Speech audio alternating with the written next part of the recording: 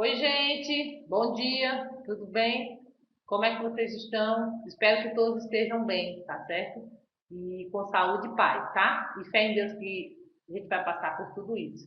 Hoje nós vamos aí para o nosso vídeo da videoaula de língua portuguesa. Vamos iniciar o terceiro bimestre, certo? Então hoje nós iniciaremos o terceiro bimestre. Você que ainda não foi à escola para pegar o seu material, vá à escola, os livros já chegaram, chegou os livros de todo mundo esse bimestre, então só é você se dirigir ao Santa Terezinha e pegar o seu material para poder acompanhar, tá bom? Eu vou começar a nossa videoaula de português aí falando sobre um gênero textual muito legal, que é a reportagem, tá? O que são reportagens, gente? Para que serve uma reportagem? Vocês veem reportagem no jornal, né, no televisivo, vê na internet. Às vezes alguém manda no WhatsApp até uma reportagem curtinha, né, sobre algum assunto. Então, uma reportagem é uma atualização constante, tá? Atualização constante de quê? Dos assuntos de interesse da população, como saúde, educação, política, meio ambiente. Isso, quando acontece um texto que traz um assunto de interesse da população, que é um texto que apresenta, eu vou mostrar as características a vocês, mas ele apresenta opinião, ele apresenta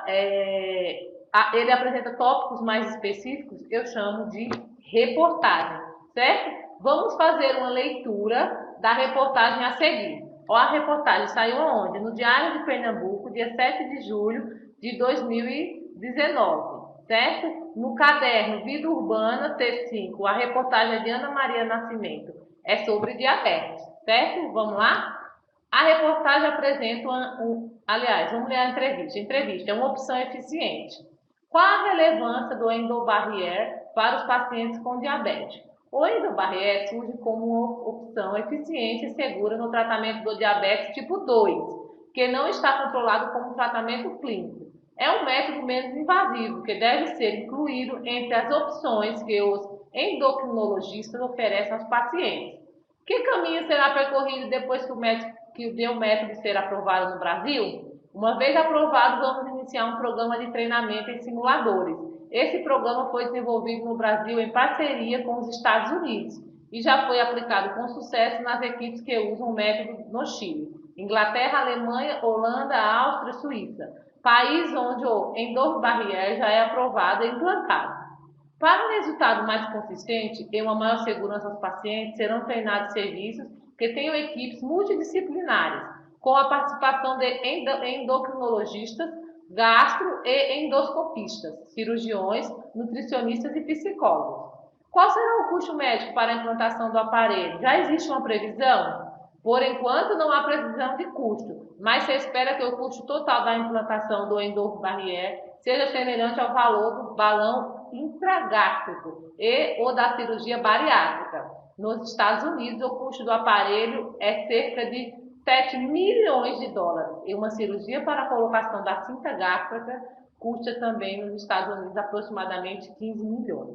Então a gente tem uma reportagem aqui, né, falando sobre esse método aqui, que é para ajudar o quê? Ajudar a luta contra a diabetes, certo? Vamos lá. A reportagem possui um título e uma manchete. Na reportagem, o título é... Qual é o título? Balão de silicone contra os diabetes. O título vem logo acima do texto. Fácil, né?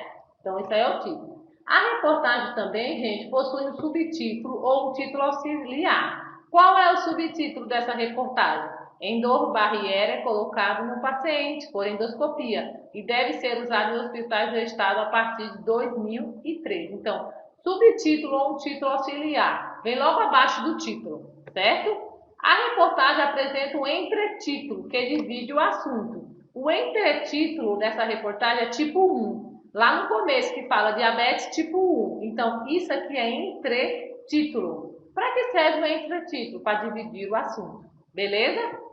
O primeiro parágrafo de uma reportagem apresenta o assunto central e nele se tenta chamar a atenção do leitor para o que vai ser dito.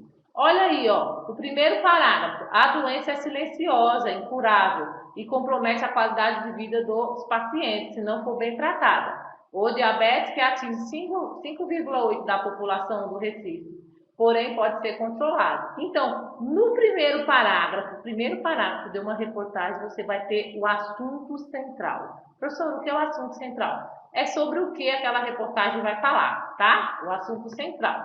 Também há na reportagem o depoimento do endoscopista. Gente, toda reportagem tem um depoimento de algum especialista naquele assunto que está sendo abordado. Qual é o assunto dessa reportagem que nós estamos falando, né? A diabetes? Então, o depoimento, no caso, é de um médico endoscopista. O que ele fala? É um método menos invasivo e que promove uma significativa redução do peso, que pode chegar a 40%, e controle rápido sobre o diabetes tipo 2. Então, essa fala é um depoimento de uma autoridade no assunto. Qual é o assunto da reportagem? Diabetes, certo? A reportagem também apresenta o registro do caso específico do universitário de 21 anos. Então, nessa reportagem ainda tem a fala de uma pessoa que é um estudante universitário. O professor pediu a um voluntário na aula para fazer um exame de urina. Quando ele viu a cor do líquido, pediu que eu procurasse um médico. Lembrou o estudante como descobriu que era diabético. Então, essa fala é de um estudante que tinha a diabetes. Na reportagem, é também comum apresentar o registro do caso, né, de alguém que já passou por aquilo. Uso da infografia. O que é infografia? Foto do estudante que passa pelo problema, tá? Nesse link aqui tem a foto da pessoa. Então, nas reportagens, tem imagem, a foto, desenho. Então, a foto eu chamo de infografia. Apresenta fatos além da causa e da consequência deles. Olha aí, o diabetes atinge 5,8% da população do Recife. Fato. O método é menos invasivo e promove a redução de peso, que pode chegar a 40%, e controle rápido sobre o diabetes tipo 2. Então, essa é a consequência. Então, na reportagem vai aparecer a causa, o fato e a consequência, tá bom? Também apresenta o box. O box Saiba Mais, que traz detalhes sobre a informação. Aqui, Aí vem um detalhe. A endobarriera é um revestimento impermeável instalado nos primeiros 60 centímetros do intestino. O aparelho deve... Então, isso aqui chama box. Para que serve, professora? Para trazer mais informações sobre o que está falando na reportagem, certo? Também nas reportagens, o que é que tem mais? Uma janela com destaque para a fala do universitário. Olha aqui essa janela aqui. O único tratamento indicado é com insulina. É muito difícil conseguir gratuidade dos medicamentos. Quem falou? Tiago Souza, 21 anos, universitário, diabético desde 16 anos. Então, isso aqui eu chamo de janela, certo? Ainda, a linguagem da reportagem, clara, culta e objetiva, direta. Por quê, gente? Porque a reportagem vai falar sobre um assunto de interesse da sociedade, então a linguagem tem que ser clara, culta, seguir o padrão, objetiva, sem muito arrodeio, né? E ser direta para o leitor entender aquele assunto de forma clara e objetiva. A intenção é ter algum centro de excelência no Brasil e Pernambuco será um deles. Então, isso aqui é uma fala que está na reportagem, é uma linguagem clara, culta, objetiva e direta. Explicação de termo desconhecido. No box, saiba mais, apresenta a explicação do termo endobarriera, o que eu mostrei lá a vocês. Suporte. O que é suporte de circulação? É onde a gente encontra aquela reportagem. Qual é o meio que eu vou encontrar? Onde? Qual é o suporte? Qual é o suporte diário de Pernambuco? Tá? Então, suporte são as revistas, jornais, a internet, blog. É o suporte, onde a gente encontra aquela reportagem. Então, nós estudamos as características que estavam nessa reportagem aí, né? Vamos ver agora, de uma forma didática, quais são as características da reportagem. A reportagem é um texto cuja principal função é transmitir informações sobre fatos, ideias e personalidades. Já falei para vocês. A reportagem mais ou menos aprofundada sobre os mais variados tópicos, política, economia, ou seja, a reportagem pode ser mais aprofundada, ser um pouco maior ou não, certo? Suporte de circulação, qual é o meio? As reportagens são feitas para televisão, jornal, revista, portais de internet. As reportagens para a televisão são ilustradas por imagens, igual vocês veem. Nas reportagens para jornais e revistas é dada mais importância ao texto. já que são produzidas para serem lidas, certo? Então, suporte de circulação. Estrutura. Qual é a estrutura de uma reportagem? Apresenta o título, que é o nome do texto, um título de impacto, é sempre importante. Por que impacto? Porque quando você vai ler alguma notícia, você logo olha o título, se te interessa ou não. Então, se o título for impactante, o leitor quererá ler, certo? Subtítulo é um título secundário, apresenta mais informações sobre o conteúdo da reportagem. Enquanto o título tem uma estrutura feita para chamar a atenção, o subtítulo tem a função de explicitar, ou seja, explicar um pouco mais. O que tem mais na reportagem? Entretítulos, janela e box explicativo. Não foi o que eu expliquei a vocês? Entretítulo, itens abordados em uma reportagem. Por meio deles, informa-se ao leitor qual é o encaminhamento dado pelo produtor do texto. O que é a janela? Espaço com trechos mais interessantes da reportagem. E o box? Quadro com informações suplementares com dados numéricos.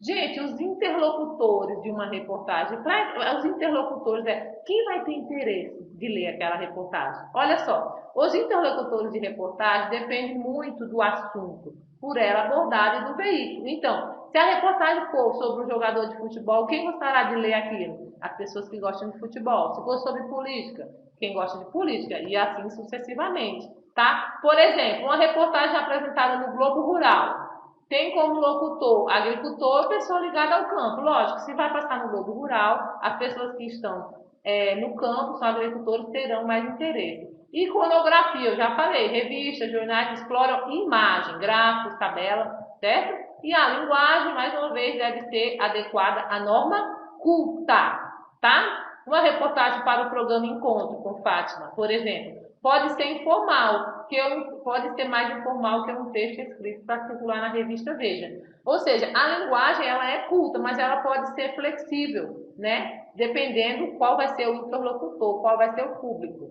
E assim, a gente vai terminando sobre a reportagem, sobre essa aula sobre reportagem, tá? Eu espero que vocês tenham entendido direitinho e agora nós vamos mudar o nosso sistema de aula, em breve vocês saberão e a gente vai poder tirar a dúvida assim, né? Mais pertinho, tá bom? Um beijo para todo mundo e até a próxima.